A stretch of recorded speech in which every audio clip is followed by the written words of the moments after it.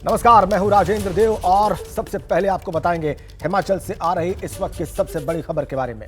वीरभद्र के बेटे विक्रमादित्य ने सुक्खू सरकार से और मंत्री पद से इस्तीफा दे दिया है। उन्होंने सुक्खू सरकार पर इस्तीफा देने से पहले कई आरोप लगाए हैं।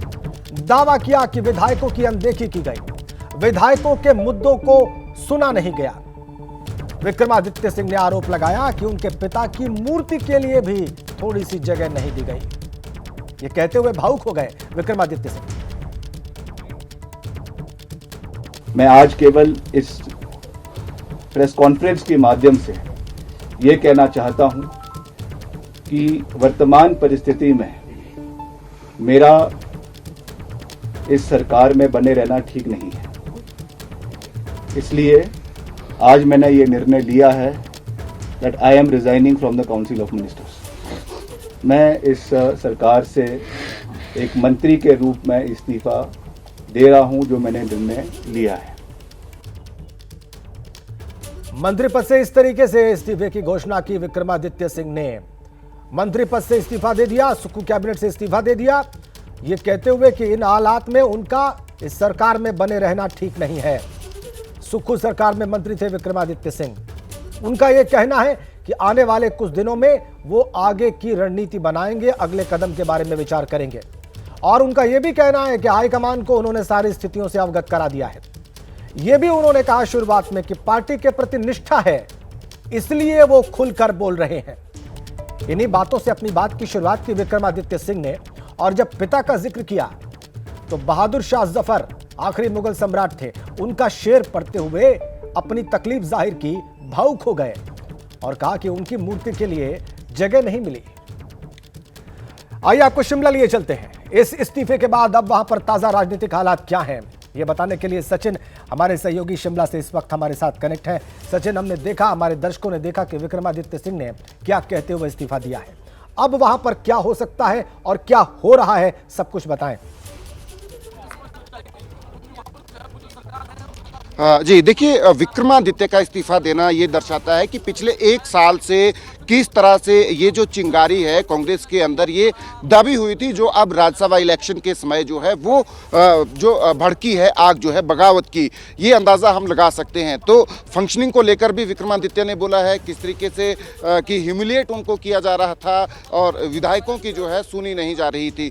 तो ये जो है एक तरफ से नाराजगी जो है विक्रमादित्य ने जाहिर की है, दूसरी तरफ ये एक तरीका भी है दबाव बनाने का कि सुखविंदर ठाकुर को बतौर चीफ मिनिस्टर कांग्रेस रिप्लेस करे। क्योंकि विक्रमादित्य ने साफ कहा है कि वो पार्टी नहीं छोड़ रहे हैं, वो कांग्रेस के सिपाही हैं, कांग्रेस के पार्टी हाईकमांड की बात मानते हैं, डिसिप्लिन सोल्जर हैं। और कहा है कि पिछले कल भी जब कयास लगाए जा रहे थे कि हम क्रॉस वोटिंग कर सकते हैं, तो हमने वोट जो है पार्टी के प्रत्याशी को ही दिया है। तो एक तरीके से ये दबाव बनाने की कोशिश है पार्टी हाईकमांड के ऊपर कि सुखविंदर ठाकुर को बतौर चीफ मिनिस्टर रिप्लेस किया जाए। ये कांग्रेस के विद इन कांग्रेस जो है सारी कवायद जो है चली है कि सीएम को रिप्लेस करने की मांग जो है बार बार विधायक कर रहे हैं। और अब विक्रमादित्य का इस बारे में बोलना, सरकार के कामकाज को लेकर, अपने जो उनके डिपार्टमेंट्स हैं उनमें इंटरफेरेंस को लेकर, ये साफ दर्शाता है कि उस खेमे की तरफ से अब जो दबाव है उसको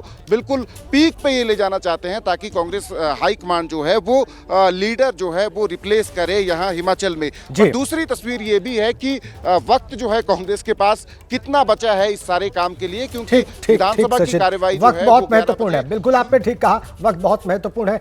लेकिन क्या कहा विक्रमादित्य सिंह ने विधायकों की अनदेखी के बारे में, वो अपने दर्शकों को एक बार दिखाते हैं।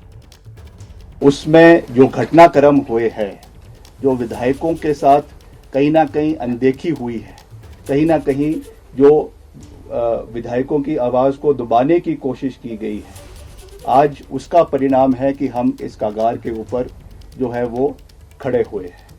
प्रदेश के अंदर जो फिस्कल मिसमैनेजमेंट हुई है वो हमारे सामने है, जो गवर्नेंस सरकार की रही है वो हमारे सामने है। लगातार इन विषयों को पार्टी हाईकमांड के समक्ष भी उठाया गया है, लगातार इन विषयों को जो है वो हमारे पार्टी के और जो नेतृत्व है उनके समक्ष भी उठाया गया है, मगर उसका कोई भी सरोकार आज तक जो है वो जिस तरीके से लेना चाहिए था वो नहीं लिया गया है। जैनेंद्र कुमार हमारे सहयोगी हमारे साथ जुड़ चुके हैं। जैनेंद्र, खुलकर अपनी ही सरकार के खिलाफ बरसे हैं विक्रमादित्य सिंह और मंत्री पद से इस्तीफा भी दे दिया है उन्होंने। वक्त कम है, बजट पर वोट डिवीजन की मांग कर रही है बीजेपी। अब विकल्प क्या है कांग्रेस के पास? देखिए, कांग्रेस के लिए सरकार बचाने की चुनौती है, लेकिन सुक्खू के लिए मुश्किलें बढ़ती जा रही हैं।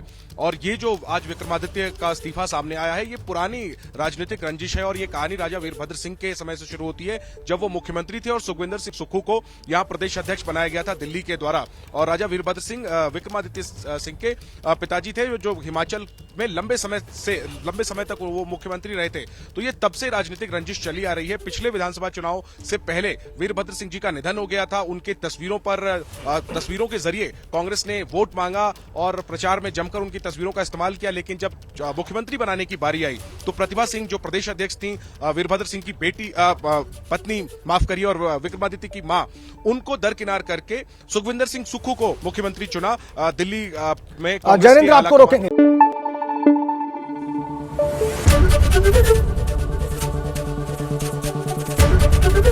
एबीपी न्यूज आपको रखे आगे।